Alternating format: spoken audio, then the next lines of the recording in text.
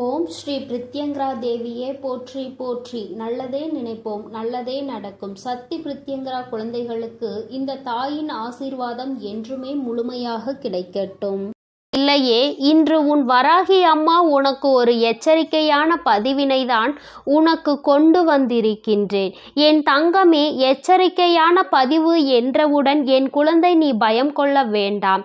நான் சொல்ல வந்த விஷயம் என்னவென்பதை நீ முழுமையாக கேட்டு தெரிந்து கொள்வாய். ஆனால் நிச்சயமாக இனி ஒருபொழுதும் உன் வாழ்க்கையில் கஷ்டம் என்ற ஒன்று தொடராது. என் பிள்ளையே, உன்னுடைய இல்லத்திற்குள் ஒருவர் அடிக்கடி நுழைந்து கொண்டிருக்கின்றார். என் தங்கமே, அவர்கள் உன்னுடைய இல்லத்திற்குள் நுழைவதற்கான முயற்சிகள் அதிகமாக எடுப்பதில்லை. ஏனென்றால் மிகவும் எளிதாகவே உன்னுடைய இல்லத்திற்குள் நுழைந்து விடுவார்கள். அவர்களுக்கான அனுமதியை அவர் பெற்றிருக்கிறார். அதே நேரத்தில் அவர் அங்கிருந்து ஒரு பொருளை எடுப்பதற்கான முயற்சிகளை தான் அதிகமாக செய்து கொண்டிருக்கின்றார். ஏறக்குறைய அந்த முயற்சிகள் பாதி வெற்றியையும் பெற்றுவிட்டது என்றுதான் சொல்ல முடியும். ஏனென்றால் நீ இப்பொழுது பிரச்சனையில் இருக்கின்றாய். அப்படியானால் அவர் ஏற்கனவே அங்கு பாதி காரியத்தை சாதித்து விட்டார் என்பதுதானே உண்மை என் குழந்தையே. ஏனென்றால் உன்னுடைய இல்லத்தில் இருந்து எடுக்க வேண்டும் என்று நினைக்கின்ற அந்த பொருள் நல்ல விஷயத்திற்காக அவர் எடுக்க நினைக்கவில்லை. மாறாக இதன் மூலமாக உனக்கு ஏதோ ஒரு கெடுதலை அதிகமாக செய்ய முயற்சி செய்து கொண்டிருக்கிறார் என்பதுதான் உண்மை. என் தங்கமே, நான் இன்று உனக்கு அவர் யார் என்றும் அவர் எடுக்க நினைக்கின்ற பொருள் என்னவென்றும் அதனால் உன் வாழ்க்கையில் என்ன நடந்தது என்றும் அம்மா தெளிவாக சொல்லிவிடுகின்றேன். என் தங்கமே, ஒவ்வொரு நாளும் உன்னுடைய வாழ்க்கையில் பிரச்சனைகள் அதிகமாகிக் கொண்டே இருக்கின்றது. நீயோ இந்த பிரச்சனைகள் சரியாகிவிடும், நாளை சரியாகிவிடும் என்று எதிர்நோக்கி நின்று கொண்டிருக்கின்ற நேரத்தில் பிரச்சனைகள் பெரிதாகிக் கொண்டே செல்கின்றதே தவிர ஒரு நாளும் பிரச்சனைகள் குறைந்த பாடில்லை. என் பிள்ளை, அதனால் இந்த பிரச்சனையில் இருந்து மீண்டு வர தெரியாமல் தவித்து நின்றாய். எப்படி இனி இந்த நாட்கள் முழுவதும் நம் வாழ்க்கை செல்லும்? வீட்டில் ஒற்றுமை இல்லையே, குடும்பத்தில் ஒருவருக்கொருவர் புரிதல் இல்லையே, என் நேரமும் சண்டை சச்சரவுகளுமாக இருப்பதனால் அக்கம் பக்கத்தில் உள்ளவர்கள் நம்மை வேடிக்கை பொருளாக அல்லவா பார்த்து கொண்டிருக்கின்றார்கள். நாம் கட்டுப்பாடாக இருக்க நினைத்தாலும் நம்மோடு இருக்கின்றவர்கள் அதை சொன்னாலும் புரிந்து கொள்வதில்லை என்று என் குழந்தை மனம் வேதனை அடைகின்றாய். என் தங்கமே, இதில் உன்னுடைய தவறு மிகப்பெரிய பங்கினை வகிக்கின்றது. என் தங்கமே, நீ நினைக்கலாம், நான் என்ன தவறு செய்தேன், குடும்பம் ஒற்றுமையாக இருக்க வேண்டும் என்றுதானே நினைக்கிறேன் என்று. என் தங்கமே, நீ என்னதான் நினைத்தாலும் நான் உன் இல்லத்திற்குள் ஒருவர் வந்து ஒரு பொருளை எடுக்கிறார் என்று சொல்கிறேன். அப்படியானால் அவருக்கு அந்த அளவிற்கு இடத்தை கொடுத்தது யாருடைய தவறு? என் பிள்ளையே, யாராக இருந்தாலும் இல்லத்தினுடைய வரவேற்பு அறையோடு நிறுத்தி கொள்ள வேண்டும். அதைவிட நெருக்கமானவர்கள் இல்லை என்றால் அவர்களை வாசலிலே வைத்து பேசி அனுப்பிவிட வேண்டும். நீ நினைக்கலாம், அம்மா இதை எப்படி மரியாதை என்று சொல்ல முடியும், இல்லத்திற்கு வருகின்றவர்களை எப்படி வழியிலேயே அனுப்பிவிட முடியும் என்று நீ நினைக்கலாம். என் தங்கமே, நிச்சயமாக ஒருவர் நல்ல எண்ணத்தோடு உன்னுடைய இல்லத்திற்குள் வருகிறார்கள் என்றால் அவர்களை பார்த்தாலே தம்முடைய மனது தானாக அவர்களை உள்ளே அழைத்து வந்துவிடும்.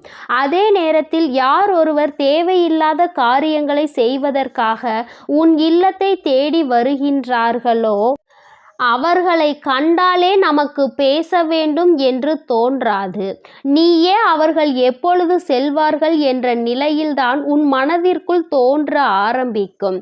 அப்பேற்பட்ட மனநிலை யார் ஒருவர் உன் இல்லத்திற்கு வரும்பொழுது உனக்கு தோன்றுகிறதோ அவர்களை தான் நீ மரியாதை என்று சொல்லி இல்லத்திற்குள் அழைத்து வராமல் அப்படியே அவர்களை திருப்பி அனுப்பிவிட வேண்டும் என்று உன் அம்மா சொல்கின்றேன். என் பிள்ளையே, இல்லத்தில் உள்ள எல்லா அறைகளையும் சென்று ஒருவர் நோட்டமிடுகிறார் என்றால் நிச்சயமாக அவரின் எண்ணங்கள் சரியில்லை என்று அர்த்தம். அடுத்தவர்களின் இல்லத்தை நோட்டம் பார்ப்பதில் அவர்களுக்கு அப்படி என்ன ஆனந்தம் கிடைத்துவிட போகின்றது?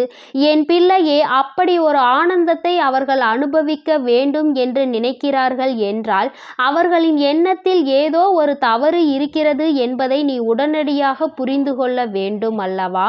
என் தங்கமே, அப்படி ஒரு காரியம்தான் உன் இல்லத்தில் நடந்தேறியது. என்னவாக இருக்கும் என்று சிந்திக்கின்றாய் அல்லவா? என் தங்கமே, ஒருவர் மிகவும் நெருக்கமாக உன் குடும்பத்திற்குள் அடிக்கடி வந்து செல்கின்றார். அவர் உன்னுடைய உறவு என்று கூட சொல்லலாம்.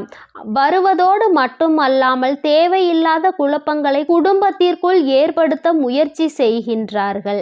வாழ்க்கை துணையாக இருந்தாலும் உடன் பிறந்த உறவாக இருந்தாலும் சரி, அவர்கள் உன்னுடைய எண்ணங்களில் தீய விஷயங்களை விதைக்கின்றார்கள். அதாவது அவர் உன்னுடைய இல்லத்தில் இருந்து எடுக்க நினைக்கின்ற பொருள் என்ன தெரியுமா? அது உன் குடும்பத்தில் இருக்கின்ற சந்தோஷம். ஏற்கனவே சந்தோஷம் இல்லாமல் தவிக்கின்ற என் பிள்ளை, உன் குடும்பத்தில் இருக்கின்ற கொஞ்ச நஞ்ச சந்தோஷத்தையும் அவர் எடுத்துவிட முயற்சி செய்து கொண்டிருக்கின்றார்.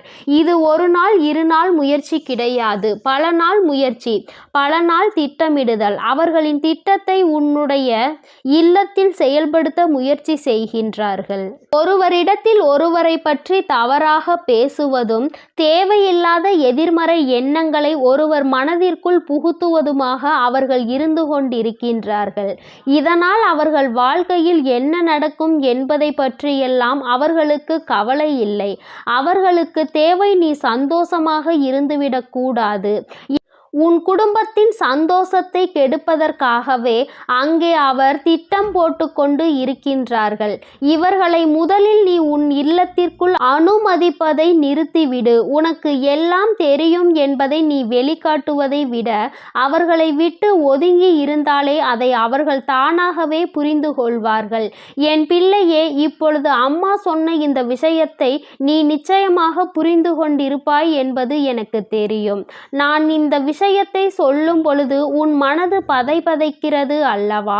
நம்முடைய இல்லத்திற்குள் வந்தது இது போன்ற செயல்களை எல்லாம் செய்ய நினைப்பதற்கு எப்படி இவர்களுக்கு மனது வருகிறது? அவர்கள் குடும்பத்தில் உள்ள காரியங்களை பார்ப்பதை விட்டுவிட்டு மற்றவர்களின் குடும்பத்தில் என்ன நடக்கிறது என்று பார்க்கிறார்களே, இதுவெல்லாம் மனித தன்மையா என்று என் பிள்ளை நீ நினைக்கின்றாய் அல்லவா? என் தங்கமே, நிச்சயமாக இதற்கு என்ன செய்ய வேண்டும் தெரியுமா?